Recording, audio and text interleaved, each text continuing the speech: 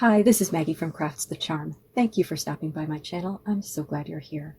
This is my dining room right now, and there's the Peter Rabbit bunting I made in the last video.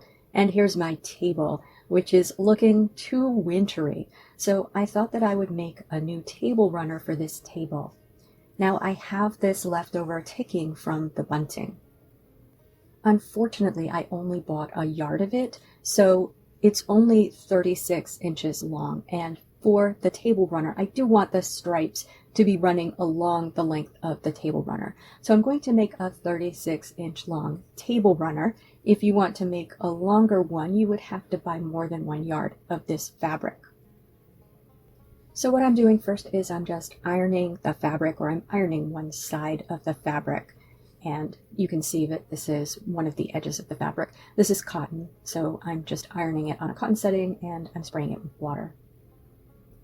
Now once that was ironed, I looked at it to try to figure out what would look like a good proportion for the width of the table runner for a 36-inch length. And I thought around 10 inches would look good.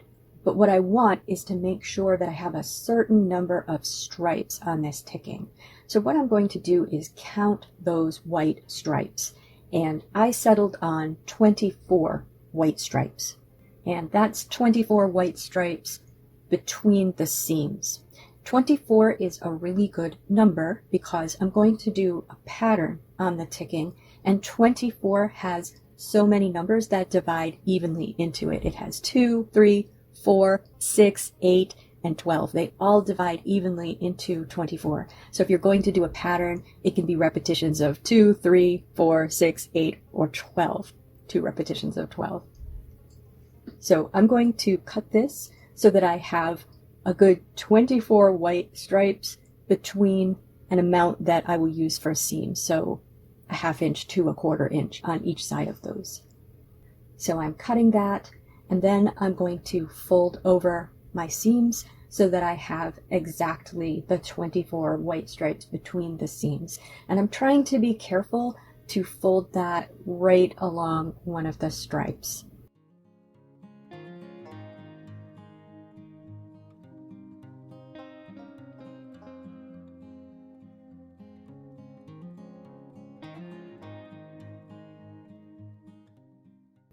Then I'm going to give those seams a good press, and then I'm going to fold over the ends, give them a good press, and then just snip out some of that extra fabric in the corners so that it isn't bulky in the corners. Now I know this would be a lot neater if I folded over the seams twice, but I'm really afraid of bulk with this project.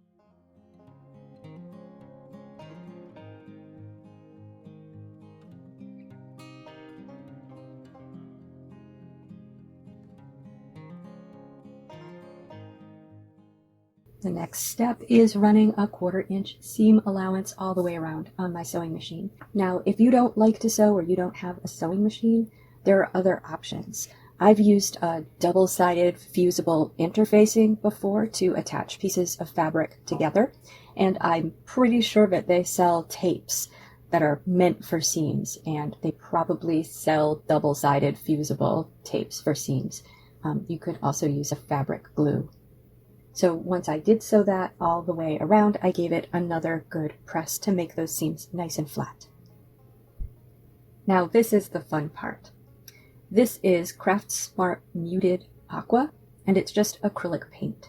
And I'm going to use this to paint a pattern on my ticking. So I'm going to paint along certain stripes.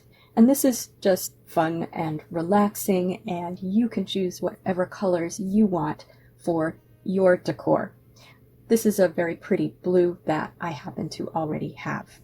And you could use tape, I imagine, but I found that it was pretty easy to paint between the lines in this ticking. So I'm going to begin by painting up the middle 2 lines. And you can see it did not take very much paint at all. I squeezed a little bit of paint in, and I had paint left over after I painted up these middle 2 lines. And what I did was I painted them, and then I went back, and any spot that looked a little bit bare, I just painted over it. So really just 1 coat and a touch-up coat.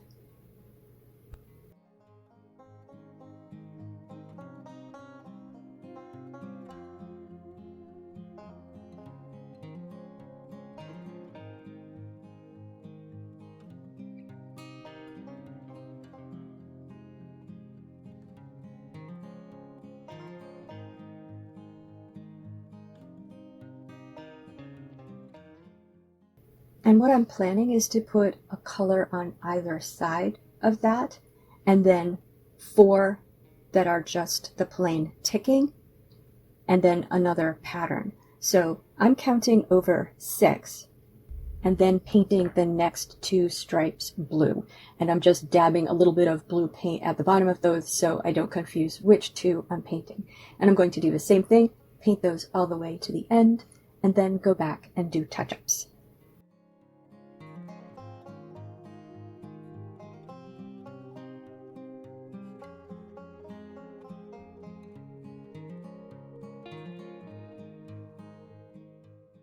And then do the same thing, 6 in the other direction. And I think this is really pretty the way it is, just with the green ticking with some blue stripes. I think that's a pretty sort of coastal look that we have there, or even just a rustic sort of look. But I want to add a little bit of brown to this. I do really like that combination of blue and brown and green.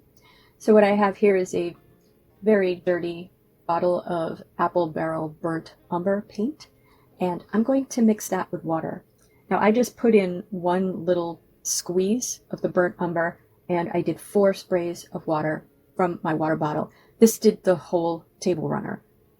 So I did just mix that paint up really well with a craft stick, and then I applied it on the outside of my second outer stripe. Originally I was going to do both sides of each stripe, but I thought I would start with the outer and then decide if I wanted to do the inner. And with the paint very watery, I noticed a couple of things. First, it was a little bit more difficult to apply because this fabric is almost a little bit waterproof. So I just did it very carefully, although for this whole project I had no drips at all, which seems kind of miraculous for me. So I'm assuming this isn't a very difficult project if I was able to do it. The other thing is, when I painted over my seam that I had stitched, it did wick, the stitches did wick up that paint a little bit. Now I can't really see it on the finished product, but it looked at first as if the stitches were going to all turn brown because they were wicking up the paint. You might notice that when you see me painting. So I'm going to do both outer stripes, and I'm going to say again, I think it looks nice like that. I think there's a stage where we could have left it. I'm also going to say that the watered down paint isn't as consistent in appearance, but I like that. I feel like, again, that gives it sort of a rustic look. And then what I decided to do was do either side of the inner blue stripe. So I left it like that with the outside of the outer blue stripes stained or painted, and then both sides of the inside blue stripe.